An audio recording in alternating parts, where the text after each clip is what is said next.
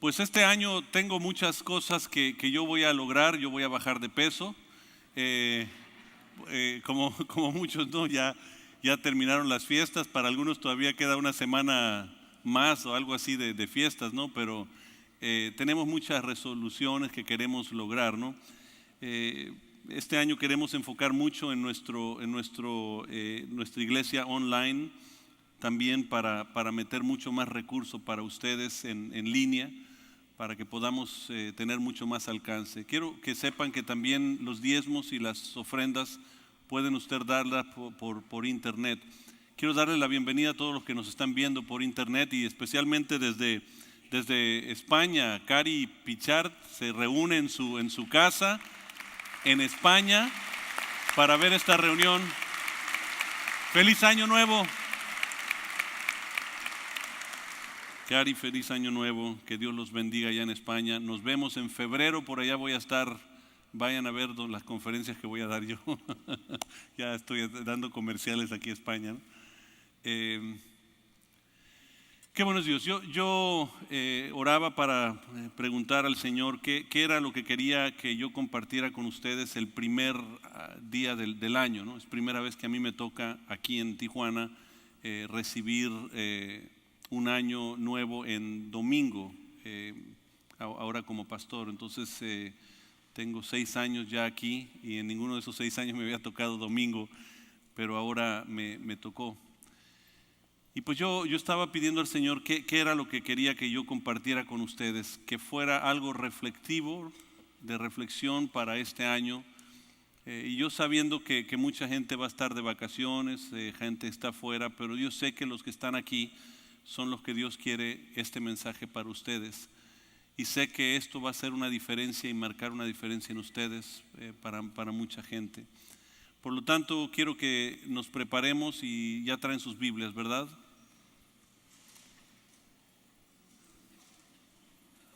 Desde el año pasado no hacíamos esto, entonces vamos a hacerlo. Pero yo quiero que este año lo hagamos con el corazón, creyendo lo que estamos diciendo. ¿Listos? Esta es mi Biblia. Yo soy lo que dice que soy. Tengo lo que dice que tengo. Puedo hacer lo que dice que puedo hacer. Estoy por recibir la palabra infalible, incorruptible de Dios. Ella me cambiará y nunca más seré igual. En el nombre de Jesús, amén. Ahora quiero que abran sus Biblias al libro de Abdías en el Antiguo Testamento. Para aquellos que son más nuevos en el manejo de la Biblia, de hecho, aún para los viejos, encontrar Abdías es difícil. Si ustedes recuerdan, está Isaías, está Jeremías, está Lamentaciones, Ezequiel, Daniel. Ya cuando lleguen a Daniel, que va a ser más fácil encontrar, está a 4 cuadras a la derecha. ¿Ok? Daniel, 4 cuadras a la derecha y encuentran Abdías. Es un libro de un capítulo nada más y hoy lo vamos a estudiar.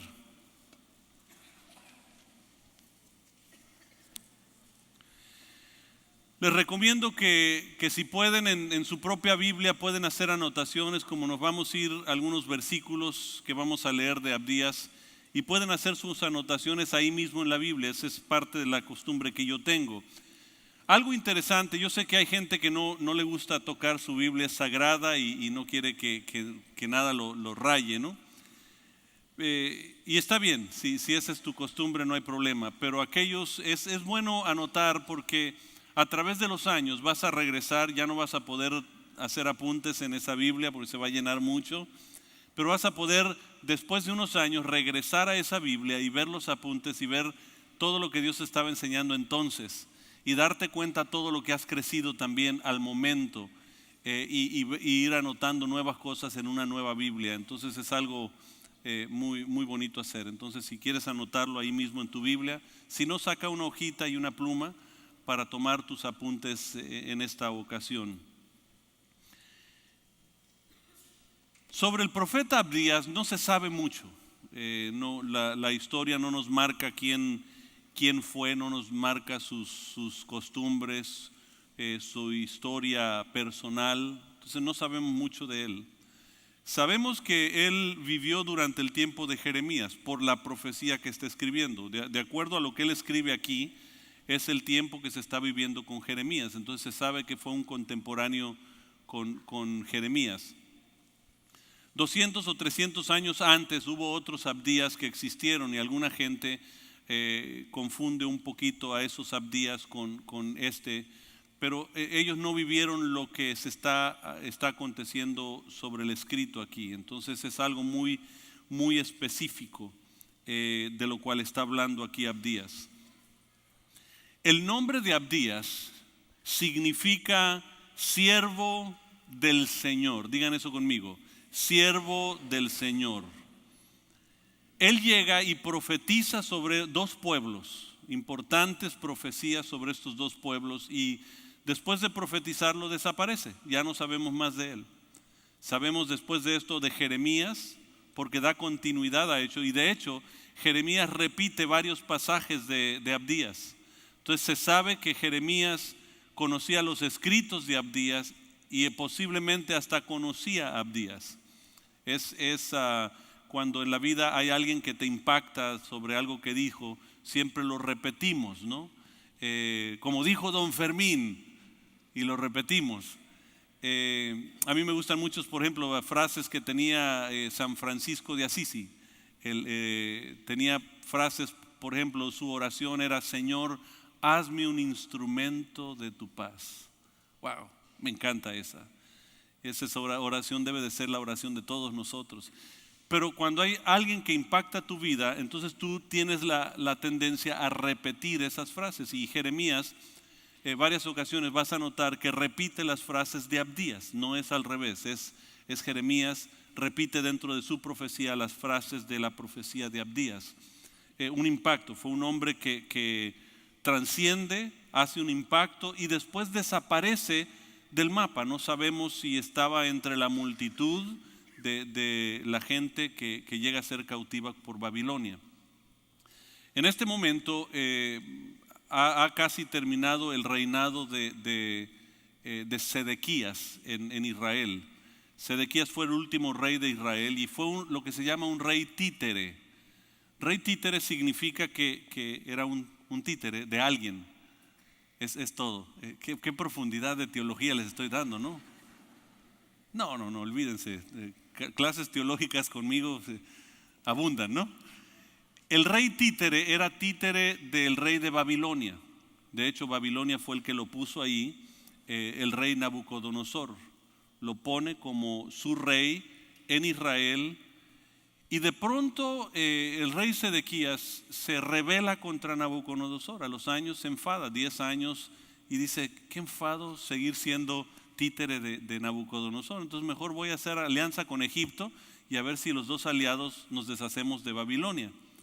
Se enoja tanto el rey de Babilonia, Nabucodonosor, que viene y destruye Israel, destruye Jerusalén, destruye el templo.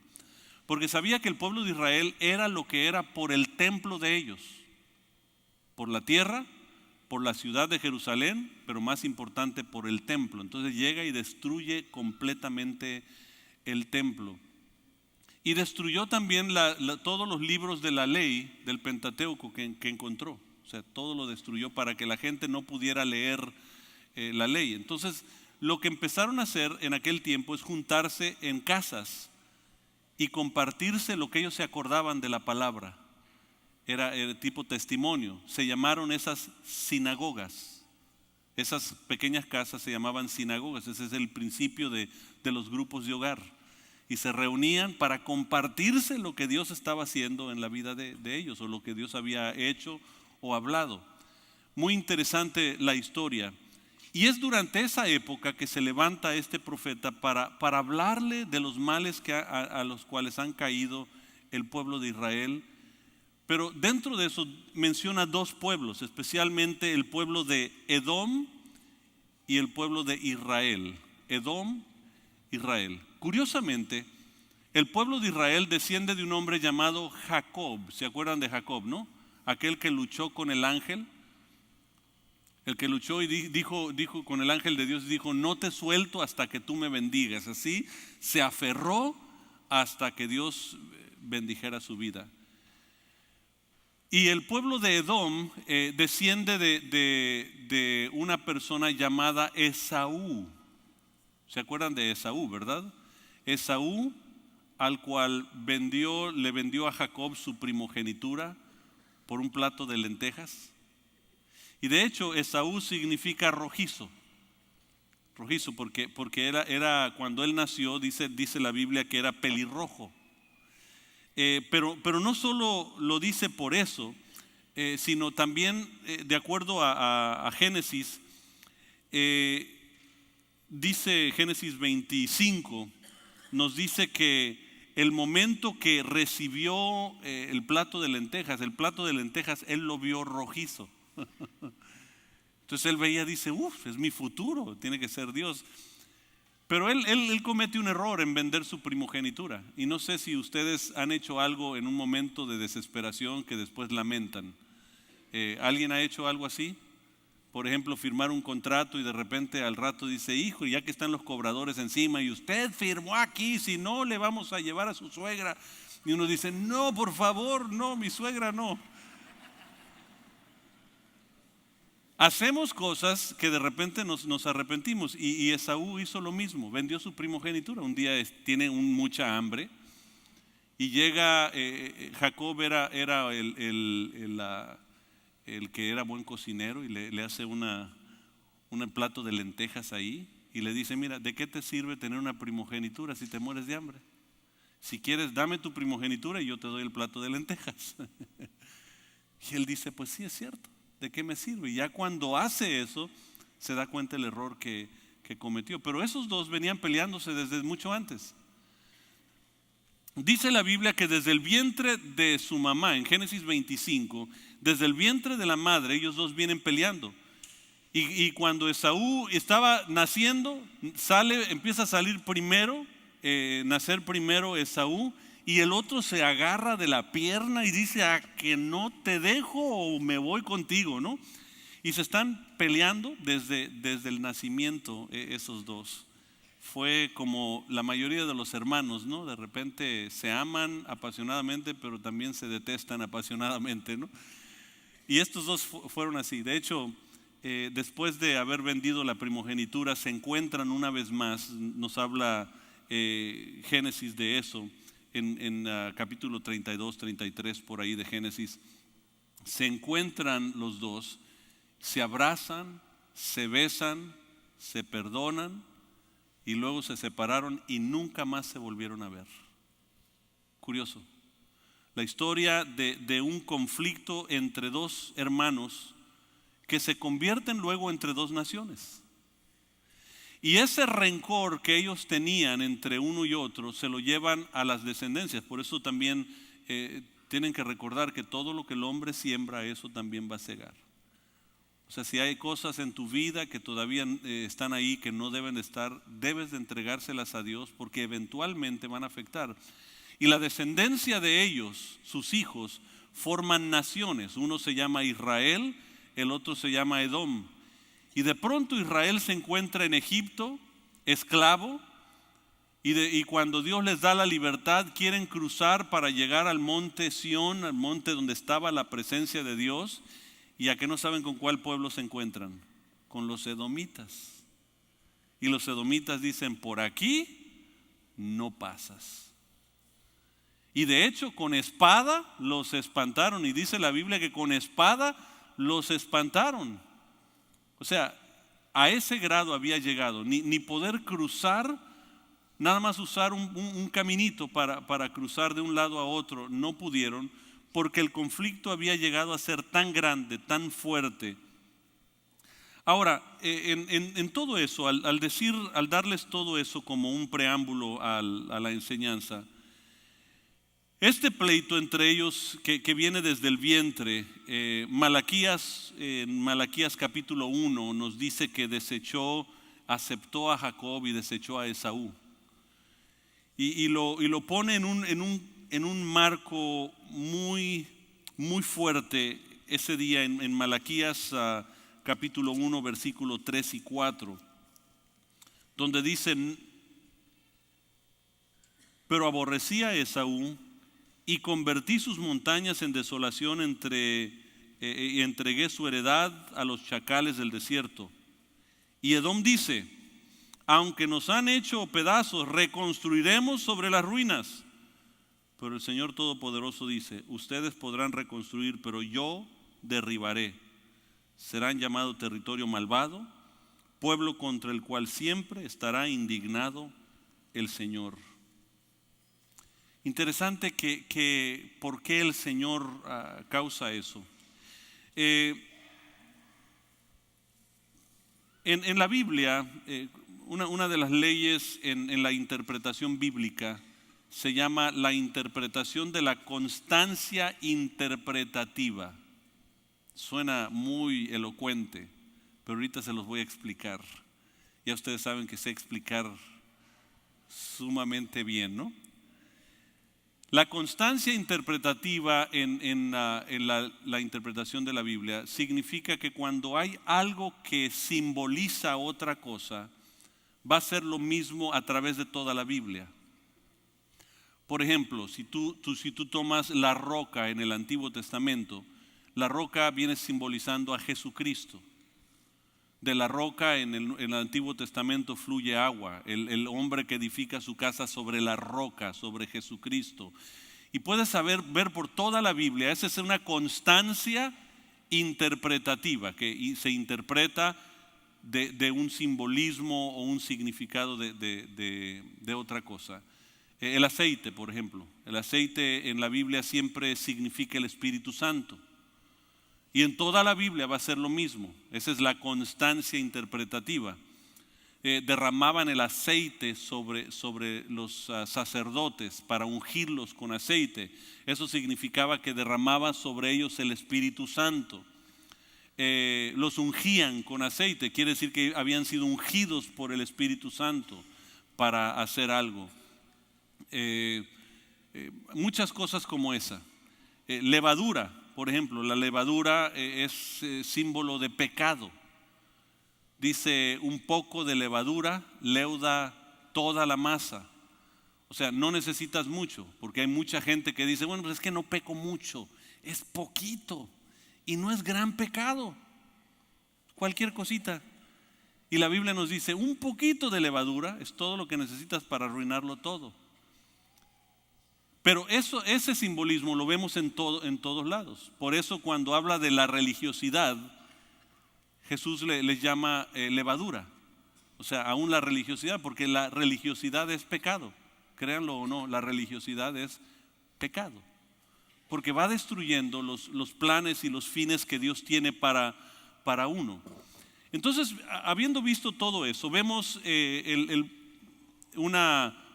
un libro que habla de dos personas, que habla de dos pueblos, y nos empieza a dar un mensaje muy interesante que nos va a servir para este año, para retar nuestra propia vida.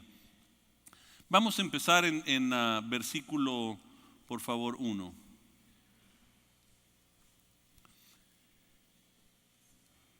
Visión de Abdías. Hemos oído una noticia de parte del Señor y un mensajero ha sido enviado a las naciones diciendo: vamos, marchemos a guerra contra ella. Así dice el Señor omnipotente acerca de Edom: te haré insignificante entre las naciones, serás tremendamente despreciado. Tu carácter soberbio te ha engañado. Como habitas en las hendiduras de los desfiladeros y en la altura de tu morada, te dices a ti mismo: ¿quién podrá arrojarme a tierra? Quisiera hacer un paréntesis aquí para decirles, de pronto ya empieza a hablar sobre Edom y la profecía viene en contra de Edom. Edom, hablando de constancia interpretativa, o Esaú, es una interpretación de la carne. Israel significa tener autoridad con Dios. O sea, estar sentado, reinando en lugares celestes juntamente con Él. Tener autoridad con Dios. Cuando tú ves eso, estás viendo la diferencia entre la carne y el espíritu. Y la Biblia nos dice que estos dos se oponen entre sí. Si ustedes van a Gálatas capítulo 5, versículo 17. No pierdan el pasaje en Abdías, porque regresaremos. Desde el versículo 16, Gálatas 5, 16, dice: así que les digo, vivan por el Espíritu y no seguirán los deseos de la naturaleza pecaminosa. Porque esta desea lo que es contrario al Espíritu y el Espíritu desea lo que es contrario a ella. Los dos se oponen entre sí, de modo que ustedes no puedan hacer lo que quieren. Está hablando de dos cosas. La carne que lucha contra el Espíritu. Uno quiere hacer las cosas, pero la carne es débil. La carne quiere otra cosa y por eso hay una lucha. En Romanos Pablo lo dice de esta manera: lucho por hacer lo bueno y en vez de hacer lo bueno hago lo malo que no quiero. ¿Quién me librará de este cuerpo de muerte? Lo pone de esa manera porque hay una lucha entre el Espíritu y la carne. Desde su nacimiento, el momento que tú recibiste a Cristo, empezó una lucha interna en ti que no tenías antes. Por eso hay mucha gente que dice: no, yo no batallaba antes. No, pues si no había conflicto antes. Eras pecador, ibas directo al infierno, pero de repente nace el Espíritu y se agarra y dice: no te voy a soltar. Y se empiezan a pelear el Espíritu y la carne. Y en vez de hacer lo que debes estar haciendo, en agradar a Dios, estás haciendo lo que desagrada a Dios. Pero de pronto aquí empieza a decir: bueno, ¿cuál es la característica principal de los edomitas? O sea, de la carne. Dice el versículo 3, si quieres subrayarlo: tu carácter soberbio te ha engañado. El orgullo viene siendo el problema de Esaú. ¿Por qué vendió su primogenitura? Por satisfacer sus deseos personales. No estaba viendo el legado, no estaba viendo la familia, no estaba viendo el futuro, estaba viendo el momento y lo que le convenía a él en lo personal, que es exactamente lo que hace la carne. ¿Por qué fallamos? ¿Por qué la carne falla? Porque está viendo su satisfacción de momento, no viendo las consecuencias, no viendo el futuro. Y eso es exactamente lo que hace Esaú en esta ocasión. Y dice: ¿sabes qué? Es tu soberbia, tu orgullo te ha engañado. Recuerden que el primero que se reveló en la Biblia fue Satanás. Y Satanás se reveló, era Lucifer, Luzbel. Isaías nos cuenta de ello en capítulo 12 de Isaías, nos cuenta de eso y cómo él se enalteció. Dice que dijo: oye, yo puedo llegar a ser como Dios, yo puedo subir también. O sea, el orgullo de querer ser alguien. El pueblo de la humanidad en Génesis nos dice que construyeron una torre que se llamó la Torre de Babel. Babel, el inicio del mundo en sí, de los imperios. Babilonia viene de Babel. Babel significa de bla, bla, bla, bla, bla, bla. De eso es. Por eso Dios confundió los idiomas. Pero de ahí viene. Y lo que pasa es que el hombre decía: podemos hacer un nombre para nosotros mismos. Nosotros podemos crear lo que nosotros llegamos a hacer, la fama nuestra, la grandeza nuestra. No necesitamos a nadie más. Hoy en día la humanidad está en el mismo punto, diciendo: no necesitamos a Dios. Y entre más nos alejamos de Dios, creyendo que tenemos más inteligencia, hay más títulos, hay más universidades, y con todo y eso estamos viendo más guerras que jamás en la historia de la humanidad, más odios, más rencores, más asesinatos que jamás se ha visto en la historia, porque la solución no está en el hombre, está fuera del hombre, está en Dios. Pero el orgullo del hombre, dice, te ha engañado. Y eso fue lo que engañó a Esaú. Es creer que somos autosuficientes. Y recuerden que estamos hablando aquí de hermanos. Estos pueblos llegaron a ser hermanos. De hecho, aquí lo menciona en varias ocasiones. Noten el versículo 10. Dice, por la violencia hecha contra tu hermano Jacob. Noten el versículo 12. ¿No debiste reírte de tu hermano en su mal día? O sea, está hablando de una familia. Está hablando de un mismo cuerpo. Esta carne con el espíritu que está aquí en el corazón, o sea, están luchando, pero el orgullo no me deja ver la realidad de lo que yo soy. Por eso la religión lo que hace nos aleja de una relación íntima con Dios. Por eso la palabra de Dios es fácil usarla en otro y yo ver tus errores y ver tus errores y ver tus errores, pero difícil ver los míos. Y por eso Jesús se voltea y dice, ¿sabes qué? ¿Por qué ves la astilla que está en el ojo de tu hermano cuando hay una viga en la tuya? O sea, concéntrate en aquello, pero el orgullo no nos deja, porque el orgullo quiere ver el error de todos los demás y no ver el error nuestro. ¿Y qué pasa cuando hay orgullo en la vida? Dice el versículo, brinquen al versículo 10. De hecho, antes del versículo 10, vayan a Proverbios capítulo 6. Proverbios capítulo 6.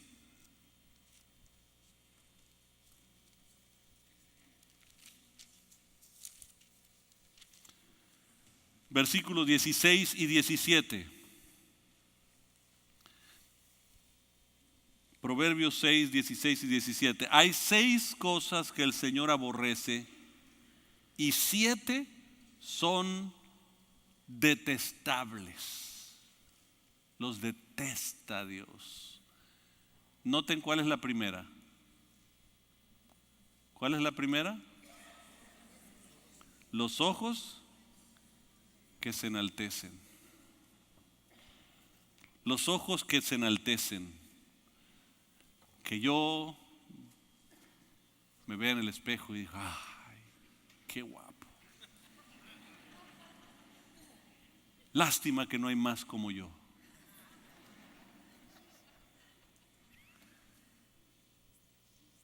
Pero ¿saben que eso es lo que detesta a Dios? Por eso Él siempre viene y ve las cosas distintas. El orgullo se levanta, pero Dios anhela que nosotros bajemos. Cuando Moisés entra a ver la zarza ardiendo y está la zarza ardiendo, ¿se acuerdan lo primero que dijo el Señor? Dice, quítate tus calcadas de los pies. Bueno, esa es la versión el pípila. Quítate las sandalias de tus pies porque el lugar que pisas es sagrado. Porque en aquel tiempo, y lo hemos repetido muchas veces aquí, en aquel tiempo tú sabías quién era la persona por los zapatos que usaba. Yo tenía esa tendencia a ver muchas veces cuando me presentaban empresarios que de la gran cosa y todo, lo primero que yo hacía es le miraba los zapatos. Porque tú sabías si era un gran empresario si traía buenos zapatos. Si traía zapatos, yo doy gracias a Dios por 3 hermanos porque me da la posibilidad de verme más o menos decente. Pero tú ves los zapatos y en aquel tiempo era lo mismo. El rico usaba ciertos zapatos que otro no podía comprar. El político usaba ciertos zapatos que otro no podía comprar. Pero el esclavo siempre caminaba descalzo. Y podría llegar Israel a ti y tú decías, a ver, ¿cuál es tu esclavo? Aquí todos se ven más o menos igual. No, tú todo lo que tenías que hacer es ver, ok, él es el que va sirviendo a Israel. Porque Israel lo podía vestir muy bien para hacer una presentación pública, pero siempre ibas a notar que venía descalzo. Y Dios dice, ¿sabes que vas a entrar a mi presencia? Yo necesito que tú entres descalzo. O sea, tu orgullo, tu grandeza, lo que tú crees que eres, lo que tú crees que has logrado, lo tienes que deshacer para que pueda ser yo el que trate contigo. Noten lo que hace el orgullo rápidamente, versículo 10. Dice, por la violencia hecha contra tu hermano Jacob, te descubrirá la vergüenza y serás exterminado para siempre. El orgullo produce violencia. La persona que es violenta es una persona centrada en sí mismo. ¿Por qué los hombres ofenden a sus esposas? Ya te dije lo que voy a hacer. ¿Por qué hace eso? Porque es una persona centrada en sí mismo. ¿Por qué hay pleitos? ¿Por qué a veces las situaciones entre la familia se hacen más violentas cada vez? Porque nos centramos en mismo, porque el orgullo nos lleva a la violencia. Noten el versículo 10. En el día que te mantuviste aparte, en el día que extranjeros llevaron a su ejército cautivo, cuando extraños entraron por su puerta y sobre Jerusalén echaron suerte, tú eras como uno de ellos. O sea, la apatía, la segunda cosa, no solo te hace violento, te hace apático a la necesidad de otro. ¿Cuánta gente aquí ha tenido una necesidad que está sentado a tu lado y tú jamás te has volteado para decir en qué te puedo servir?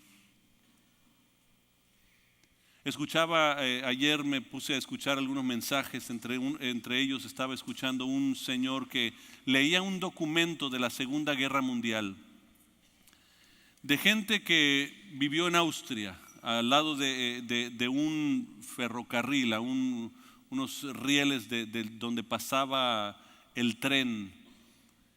Había una iglesia, en esa iglesia buenos cristianos. Pero de pronto en la Segunda Guerra Mundial, donde 6 millones de judíos pierden su vida. 6 millones, ¿por qué? Nada más por ser distintos. O sea, la magnitud de maldad que hay en la mente del hombre para pensar en estas cosas de exterminar un pueblo solo porque eran distintos. No sé por qué, porque tenían nariz más grande o no sé cuál era, ¿no? Se les olvidó los italianos también. Pero dice que cuando pasaban los vagones de ese tren lleno de judíos, gritaban a la gente, ayúdenos, y lloraban, y escuchaba los llantos de la gente y de los niños. Y dice que esto empezó a agobiar el corazón de esta gente en la iglesia. Y como pensaron que no podían hacer nada, la apatía entró en ellos y decidieron que cada vez que pasara un tren lleno de gente judía que iba a ser exterminada, para no escuchar los gritos y ser atormentados por eso, se ponían a cantar alabanzas en voz alta y veían oían el tren que venía y se ponían a cantar con todo lo que ellos tenían para opacar el ruido de gente necesitada que iba a ser exterminada. Qué curioso que en la vida sucede lo mismo. Nosotros en la vida opacamos con la religiosidad y con nuestros actos la real necesidad que existe y no sabemos qué podemos hacer porque no intentamos. Apatía entra por el orgullo. Nosotros estamos a gusto aquí en la iglesia. Qué bonito que tenemos libertad en México mientras otros sufren. No sé si ustedes saben, pero más de 1,5 millones de personas mueren por tener fe en Cristo Jesús cada año.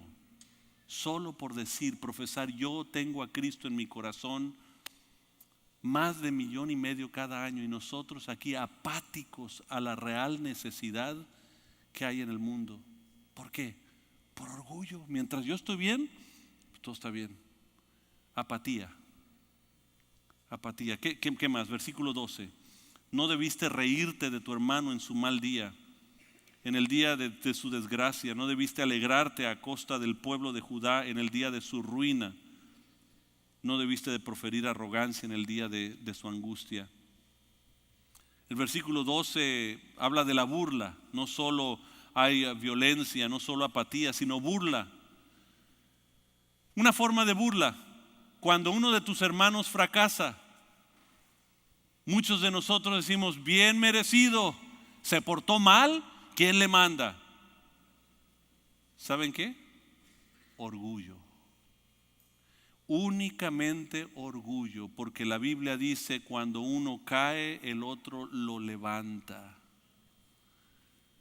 Cuando una parte del cuerpo está dolido, dice que todo el cuerpo duele. Esa es la realidad del cuerpo de Jesucristo.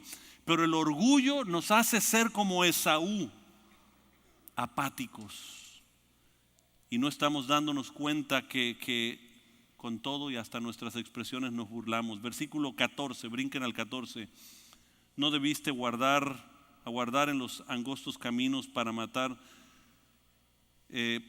a los que huían. No debiste entregar a los sobrevivientes en el día de su angustia. También eres ventajoso. Un orgulloso es ventajoso.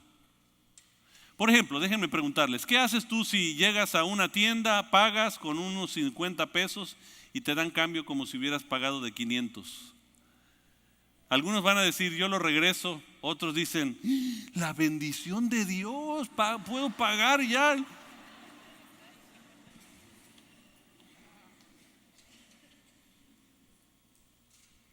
El otro día leía un artículo de una persona que estaban criticando en el periódico porque se encontró un depósito de banco, una bolsa de depósito de banco en Los Ángeles, con casi $17,000 dentro de la bolsa en efectivo y muchos cheques. Y agarró y se fue allá con la policía y hasta todos rascándose la cabeza diciendo, ¿y por qué lo entregó? Agarra el efectivo, tira lo demás y se acabó. Pero decidió ser honesto porque no es ventajoso con la debilidad de otro. Pero hay muchos que el momento que tú eres débil, yo me quiero sentar ahí, mira, ya se levantó rápido, pum, te sientas ahí porque aprovechaste. ¿Sabes qué es eso? Orgullo. Orgullo. Lo que va destruyendo a la humanidad es ser como Esaú. El orgullo en tu corazón destruye, ciega, te hace ciego a los problemas. Ves los problemas de medio mundo menos los tuyos. Pero noten el versículo 15 y 16. Porque cercano está el día del Señor contra todas las naciones. El 21 de diciembre. No voy a dejarlos, no, pobres mayas, ¿no? El juicio del Señor vendrá. Amados, tú y yo vamos a pagar todas nuestras acciones. No puedes escudarte con un pasaje para decir todos están mal y yo estoy bien. Llega el momento donde yo tengo que ver mi problema porque eventualmente yo enfrentaré al Señor. Noten versículo 17. Este yo lo tengo subrayado. Pero en el monte Sión habrá liberación y será sagrado. El pueblo de Jacob recuperará sus posesiones. Brinquen al versículo 21. Y los libertadores subirán al monte Sión para gobernar la región montañosa de Saúl. Y el reino será del Señor. Wow. ¿Qué está diciendo? El orgullo te va a destruir. Pero si tú aprendes a entrar en presencia de Dios, Dios te va a librar de todas las aflicciones que pueda haber en tu vida. ¿Saben qué sucede cuando entramos a presencia de Dios, no? La Biblia dice, cuando vemos su rostro, morimos. Pablo lo dice de esta manera: con Cristo estoy juntamente crucificado y ya no vivo yo, sino Cristo vive en mí. Lo interesante de la muerte del yo, no una muerte física del yo, es que cuando yo muero no me afecta a lo demás, pero me produce carga la necesidad.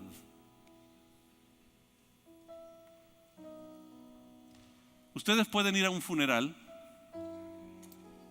y acercarse al ataúd y ver a la persona, el cuerpo de la persona ahí, y le pueden decir todo tipo de maldición, y les garantizo que ni pío va a ser. No le molesta, no le estorbas, no le importas, porque está muerto. Cuando nosotros morimos en Cristo, ni los rumores, ni los problemas, nada nos aflige. Nos afligen las cosas porque hay orgullo todavía. ¡Pum! Me están pegando a mí. ¿Cómo puede ser? Yo soy fulano de tal. Pero cuando yo me humillo en presencia de Dios y me inunda la presencia de Dios, ya nada más importa. Pero me hago sensible a la necesidad real que existe. Porque Dios anhela alejar este año de nuestro corazón el orgullo. Necesitas que el orgullo sea alejado de ti. Pero solo va a suceder cuando tú entres en presencia de Dios. En presencia de Dios no vas a poder ver los problemas de los demás porque la nube de Él te cubre. Yo no puedo ver tu problema y tus defectos porque la presencia de Dios me cubre. Pero lo único que Él hace es me lleva a arropar, a bendecir, a levantar. La carne está luchando contra el espíritu. Y percibo que hemos dejado de ser hijos de Dios por ser religiosos. Por eso vemos tantos problemas, tantos conflictos. Y Dios anhela llevarnos a otro nivel, un nivel más alto. Ese es el libro de Abdías. Y yo se los presento a ustedes hoy para que sea el libro que pueda marcar el carácter de lo que nosotros necesitamos tener el 2012. Señor, aleja de nosotros el orgullo, porque el que se humilla será exaltado. Humíllate ante la poderosa mano y presencia de Dios y Él te exaltará en su momento. Pero si te exaltas, serás humillado. Por eso Cristo dijo: yo no vine a ser servido, yo vine a servir y dar mi vida en rescate por mucho.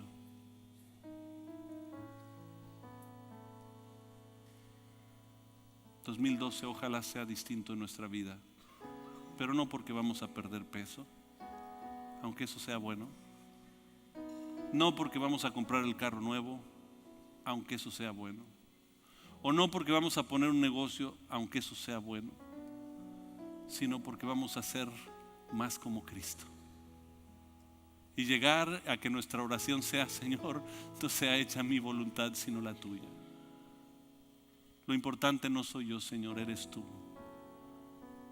Padre, cuando tú seas así, imagínate lo que van a hacer tus hijos. Esposos, cuando sean ustedes así, imagínate el ejemplo que ustedes van a dar. Cuando nosotros como empleados seamos así, imagínense cómo va a prosperar también nuestro departamento y la empresa donde laboramos. Pero no lo vas a lograr si no entras a la presencia de Dios. Señor Jesús, necesitamos llegar al monte Sión y entrar a tu presencia, quitarnos las sandalias de los pies, nuestros conocimientos, nuestros orgullos, nuestro pasado. Señor, Tijuana será una Tijuana distinta cuando nosotros hagamos lo que nosotros tenemos que hacer. Y en vez de estar peleándonos unos con otros, que es la misma guerra de la carne con el espíritu, nos amemos. Amados, amémonos unos a otros, porque el amor es de Dios y todo aquel que ama es nacido de Dios y conoce a Dios, porque Dios es amor. Que ese sea el carácter al cual nosotros nos aferramos, Señor. Y que el humillarme ante tu presencia me haga mejor esposo o esposa, me haga mejor hijo o padre, me haga mejor empleado o jefe. me haga mejor amigo de tantos que hoy viven lejos de ti, Señor. Verdaderamente, haznos instrumentos de tu paz, Señor. En el nombre de Jesucristo. En el nombre de Jesucristo. Quiero que en este momento demos al Señor nuestros diezmos y nuestras ofrendas. Estás empezando el año. Qué mejor empezar el año obedeciendo a Dios, trayéndole tus primicias. Cuando tú haces eso, la bendición de Dios abundará en tu vida. Yo quiero que este va a ser el año de bendición para muchos. Yo lo declaro en el nombre de Jesucristo. Pero no va a bendecirte para que tú des, sino da con un corazón alegre y Él te va a bendecir. Pasen las canastas y levanten su voz en adoración.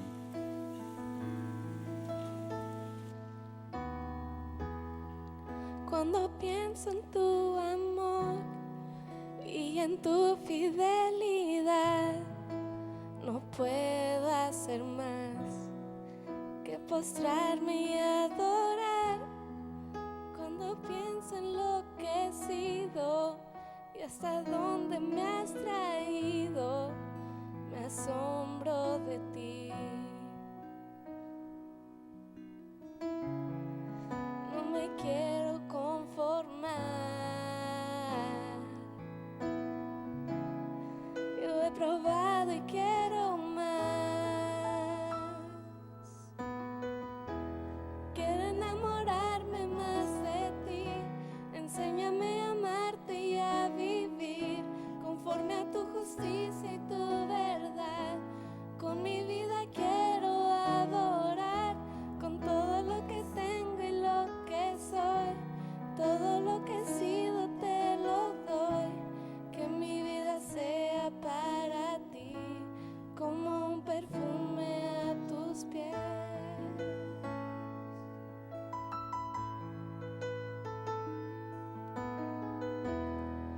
Cuando pienso en tu cruz y en todo lo que has dado, tu sangre por mí, por llevar mi pecado. Cuando pienso en tu mano y hasta aquí hemos llegado por tu fidelidad.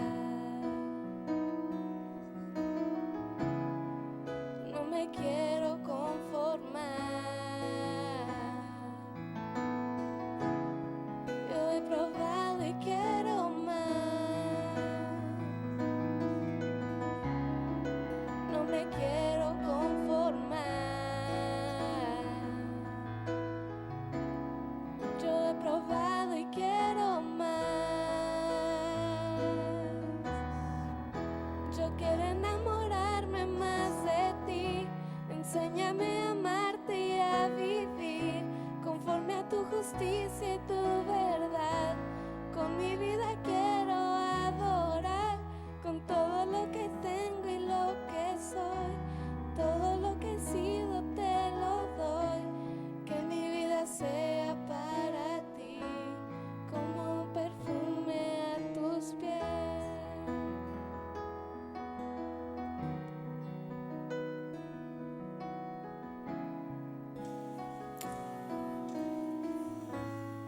Pasen. Vamos a orar por estos diezmos y estas ofrendas. Extiendan sus manos hacia acá, por favor, y vamos a orar. Señor, nosotros hoy te hemos traído los diezmos y las ofrendas, las primicias, Señor, entrando el año en obediencia a tu palabra. Señor, que tú des la capacidad de multiplicar esto en el nombre de Jesucristo para que almas sean ganadas para tu reino. Pero así como dice tu palabra, que ventanas se abren del cielo y derramen bendición sobreabundante sobre cada hogar representado aquí, cada persona, Señor, que sea bendecido con salud, con fuerzas, capacidades, inteligencia, para hacer mucho más, Señor, para producir mucho más. Señor, que la bendición sea abundante en la vida de ellos, en el nombre de Jesucristo. Y en todo siempre te daremos a ti la honra y la gloria por siempre. Amén. Amén. Gracias. Quiero nada más recordarle a los puestos de pie. Quiero recordarle a los varones que no vamos a tener oración mañana porque hemos tenido mucha actividad estos días. Pero entrando febrero vamos a seguir con la oración de varones, que creo que es importante. Pero yo voy a pedir a los consejeros que pasen acá y vamos a hacer algo distinto a lo que hemos hecho. Si tú estás aquí y Dios ha hablado a tu vida, quieres empezar el año orando con alguien, estas personas aquí están para orar contigo, apoyarte. La Biblia dice, si 2 de vosotros se unen aquí en la tierra a pedir cualquier cosa creyendo, sería hecho. Este es el momento para que tú puedas hacer eso. Pero yo te recomiendo mucho que tomes esta palabra que hoy hemos dado, que hoy hemos compartido, y que sea una transformación en tu vida. Varones, que sean distintos con sus esposas este año. Que dejen a un lado ese orgullo. Mujeres, que sean distintos este año con sus esposos.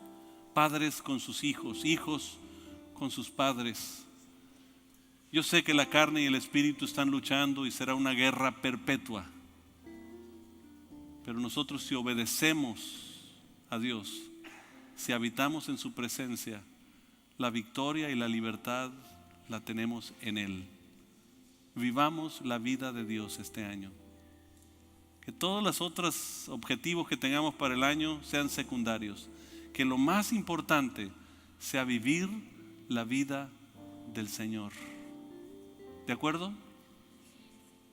Tómate de la mano con alguien que está a tu lado para hacer esta última oración. Señor Jesús, te damos muchas gracias por tu palabra y cómo tú has hablado en una forma directa.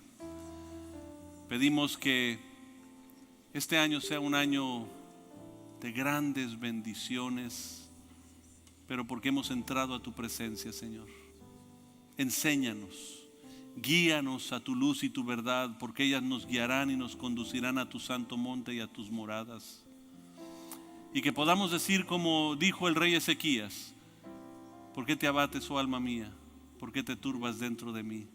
Espera en Dios, porque aún he de alabarle, salvación mía, Dios mío. Señor, arroja de nosotros el orgullo y pon en nosotros el anhelo del servicio, de servirte a ti. Te damos gracias en el nombre de Jesucristo. Que esta semana sea una semana llena de bendición. Que todo lo que tú hagas, todo lo que digas, todo lo que toques, todo lugar que pise la planta de tu pie sea prosperado en abundancia en el nombre de Jesucristo. Que el Señor les acompañe y les guíe. Haga resplandecer su rostro sobre ustedes. Tenga de ustedes misericordia y ponga en ustedes paz. Vamos a salir cantando esta alabanza. Que Dios les bendiga. Con todo mi corazón, con toda mi mente, con todas mis fuerzas, yo te quiero amar a ti. Si vivo es para ti, si vivo es solo por ti. Eres la esencia de mi vida, eres mi Dios. Con todo mi corazón, con toda mi mente, con todas mis fuerzas,